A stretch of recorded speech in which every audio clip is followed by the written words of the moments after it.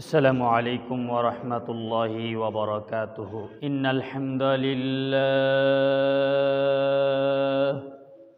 والصلاة والسلام على رسول الله وعلى آله وأصحابه أجمعين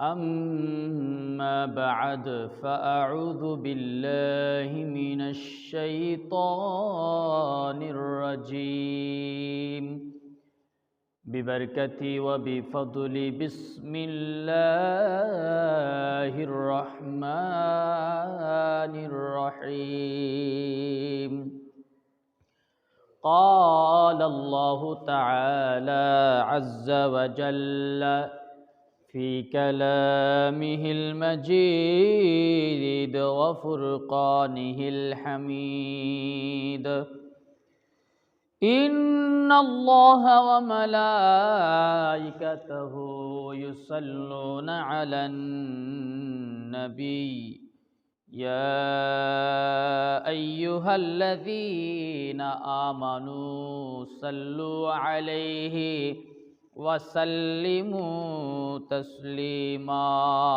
صلى الله على سيدنا محمد اللهم صل على مولانا محمد وعلى آل سيدنا محمد বামে মাটি ডানে মাটি মাটি হবে বিছানা খালি হাতে যেতে হবে সঙ্গে কেহ যাবে না আল্লাহুম্মা সাইয়্যিদিনা মাওলানা মুহাম্মদ ওয়া আলা আলি মাওলানা মুহাম্মদ সালাতুন ইয়া রাসূলুল্লাহ আলাইকুম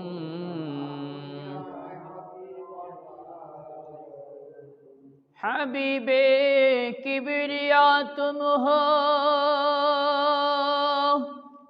শফিআ সিয়া তুম হো तुम्हें छोड़ कर कहाँ जाओ बता दो या रसूल अल्लाह सलातुन या रसूल अल्लाह अलैकुम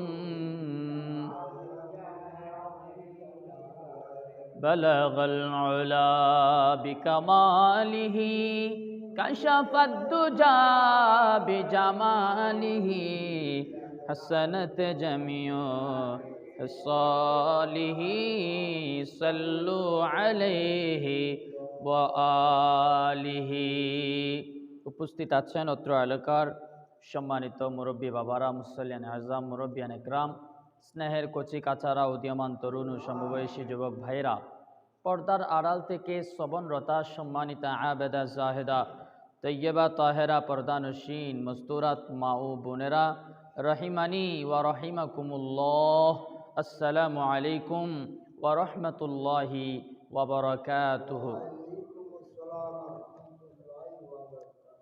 প্রিয় হাজরিন, মহান রব্বুল ইজ্জতের দরবারে লক্ষ কোটি শুকরিয়া আদায় করছি যে মহান রব্বুল আলামিন আমাদের সবাইকে সুস্থ রেখে বাঁচিয়ে রেখে মাহে রজবুল মুরাজ্জবের প্রায় শেষ প্রান্তে এসে সৈয়দুল আইয়াম জুমার দিনে জুমার নামাজ আদায় করার লক্ষ্যে মসজিদে আসার বসার তৌফিক দান করেছেন, কবুল ও মঞ্জুর করেছেন। সে মহান মনিবের দরবারে নবীজির শেখানো বাক্যে সকলে মিলে কালিমাতুশ শুকর আদায় করছি। সবাই একযোগে বলছি আলহামদুলিল্লাহ। সেই সাথে লক্ষ কোটি দুরুদুস সালামের হাদিয়া প্রেরণ করছি আকায়ে নামেদার তাজেদারে মদিনা সৈয়দুল আম্বিয়া ওয়াল মুরসালিন আশরাফুল আম্বিয়া ওয়াল মুরসালিন হুজুর সৈয়দি সনদি হযরত মুহাম্মদুর রাসূলুল্লাহ সাল্লাল্লাহু তাআলা আলাইহি ওয়াসাল্লামের রওজা মুবারকে। প্রিয় হাজরিন, আমরা আজকে যে বিষয়টা নিয়ে আলোচনা করব সেটা হচ্ছে নবী করিম সাল্লাল্লাহু তাআলা আলাইহি ওয়াসাল্লামের জীবনের অত্যন্ত গুরুত্বপূর্ণ একটি স্মরণীয় বিষয় মেরাজ, যেটি আল্লাহর রসুল সাল্লাল্লাহু তাআলা আলাইহি ওয়াসাল্লামকে অন্যান্য নবীদের উপর যে শ্রেষ্ঠত্ব প্রদান করেছেন সেটার অন্যতম একটি প্রমাণ হিসেবে আমরা বলতে পারি। কারণ ইতিপূর্বে আল্লাহর রসুল সাল্লাল্লাহু তাআলা আলাইহি ওয়াসাল্লামের আগে কোনো নবী কিংবা রসুল আল্লাহকে সরাসরি সাক্ষাৎ করা, দেখা, আল্লাহর দিদার লাভ করার সৌভাগ্য অর্জন করতে পারেনি। হযরত মূসা আলাইহিস সালাতু ওয়াস সালাম তুর পাহাড়ে গিয়ে আল্লাহর কাছে ফরিয়াদ জানালেন, হে আল্লাহ, আমি আপনাকে দেখতে চাই। আমার আল্লাহ বলছেন, মূসা ক্বালা লান তারানি, হে মূসা, তোমার মধ্যে আমাকে দেখার সেই চক্ষু এখনো তৈরি হয়নি। তোমাকে আমি আমার সাথে কথা বলার ক্ষমতা দান করেছি, এটাই তোমার জন্য অন্যতম একটি মুআজিজা, শুকরিয়ার বিষয়। সুতরাং তুমি এতটুকুর মধ্যেই থাকো, আমাকে দেখার সেই সৌভাগ্য, সেই চোখ তোমার এখনো হয়নি। সুতরাং সেদিকে আমি যাচ্ছি না। এক কথায় আল্লাহ পাক রব্বুল আলামিনকে সচক্ষে দেখার একমাত্র সৌভাগ্যবান নবী ও রসুল, সর্বশ্রেষ্ঠ রসুল হযরত মুহাম্মদুর রাসূলুল্লাহ সাল্লাল্লাহু তাআলা আলাইহি ওয়াসাল্লাম। এই মেরাজ কখন হয়েছিল? পবিত্র কোরআন হাকিমের মধ্যে সূরা বানী ইসরাঈলের একদম প্রথম আয়াতে আল্লাহ পাক রব্বুল আলামিন ইরশাদ করেছেন। আল্লাহ পাক রব্বুল আলামিন বলছেন, আউযু বিল্লাহি মিনাশ শাইতানির রাজীম, বিসমিল্লাহির রহমানির রহিম, সুবহানাল্লাযী আসরা বিআবদিহি লাইলাম মিনাল মাসজিদিল হারামি ইলাল মাসজিদিল আকসাল্লাযী বারাকনা হাওলাহু লিনুরিয়াহু মিন আয়াতিনা ইন্নাহু হুয়াস সামিউল বাসীর। আমার আল্লাহ পাক রব্বুল আলামিন পবিত্র কোরআনুল কারীমের এই আয়াত দ্বারা বর্ণনা করে দিলেন আমার রাসূলের ইসরা, আমার রাসূলের মেরাজ সম্পর্কে একটা ধারণা দিয়ে দিলেন। আল্লাহ পাক রব্বুল আলামিন তার কোরআনের মধ্যে বলছেন, সুবহানাহ, ওই পবিত্র সত্তা, ওই পরম পৌত পবিত্র সত্তা, যিনি তার রাসূলকে, তার বান্দাকে লাইলাতুল মেরাজের রজনীতে মসজিদুল হারাম থেকে মসজিদে আকসা পর্যন্ত, এরপরে কিবারা আরশ মুআল্লা পর্যন্ত উর্দুলোকে গমন করিয়েছিলেন। এখানে সুবহানা এই শব্দটি দ্বারা মূলত যেটি বোঝানো হয়েছে সেটি হচ্ছে, সুবহানা মানে হচ্ছে পরম পবিত্র। আল্লাহ পাক রব্বুল আলামিন তিনি সকল অক্ষমতা থেকে পবিত্র। পৃথিবীর কোনো মানুষ তার যতই পাওয়ার থাকুক না কেন, যতই ক্ষমতা থাকুক না কেন, কোনো না কোনো একটা জায়গায় গিয়ে তার দুর্বলতা দেখা যায়, তার ক্ষমতার মধ্যে একটা ভাটা পড়ে যায়, সে অক্ষম হয়ে যায়, দুর্বল হয়ে যায়।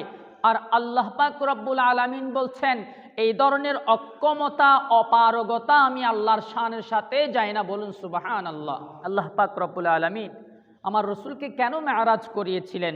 রসুল সাল্লাল্লাহু তাআলা আলাইহি ওয়াসাল্লাম যখন ওনার প্রিয় সহধর্মিনী মা খাদিজাতুল কুবরা রাদিয়াল্লাহু তাআলা আনহাকে হারিয়ে ফেলেছেন, যিনি তাকে লালন পালন করেছেন ছোটবেলা থেকেই, পরম যত্নে, আদর স্নেহে আমার রসুলকে যিনি লালন পালন করেছেন, চাচা আবু তালিব যখন ইন্তেকাল করলেন, দুনিয়ার জমিন থেকে চলে গেলেন, তখন আল্লাহ রসুল খুব ব্যথিত হয়ে গেলেন। একদিকে মা নাই, আর একদিকে বাবা নাই। মা বাবার পরে যিনি পরম যত্নে লালন পালন করেছেন সেই চাচা আবু তালিব নাই। প্রিয় সহধর্মিনী মা খাদিজাতুল কুবরা রাদিয়াল্লাহু তাআলা আনহাকে তিনি হারিয়ে ফেলেছেন। অন্যদিকে তায়েফের ময়দানে বিভিন্ন জায়গায় কাফেররা আল্লাহ রসুলের বিরুদ্ধে ষড়যন্ত্র, দুশ্মনী, আল্লাহ রসুলকে বিভিন্নভাবে যখন কষ্ট দিচ্ছিলেন, আল্লাহ রসুল একেবারে ব্যথায় জর্জরিত হয়ে গেলেন। আল্লাহ পাক রব্বুল আলামিন বলছেন, আমার হাবিবকে এই মুহূর্তে সান্ত্বনা দেওয়া উচিত, আর এই মুহূর্তে আমার হাবিবের আমি রব ছাড়া কেউ নেই। সুতরাং আমি চাই আমার হাবিবকে আমার সান্নিধ্যে নিয়ে আসব। আমার হাবিবকে প্রশান্তি দেওয়ার জন্য আমি আল্লাহর দিদার দিব, যাতে আমি আল্লাহর দিদার পেয়ে আমার হাবিব সকল যন্ত্রণা কষ্ট ভুলে যায়। সে উদ্দেশ্যে ওনার মেরাজ হয়েছিল।